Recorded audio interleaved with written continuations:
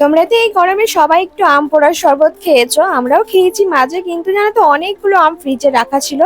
এইগুলো সব পুড়িয়ে যদি করতে যেতাম অনেকটা গ্যাস খরচা হতো, সেই কারণে সব প্রেশার কুকারে দিয়ে সিটি দিয়ে দিয়েছিলাম। আসলে আমগুলো না একটু কালো কালো হয়ে গেছিলো ফ্রিজে রাখার কারণে।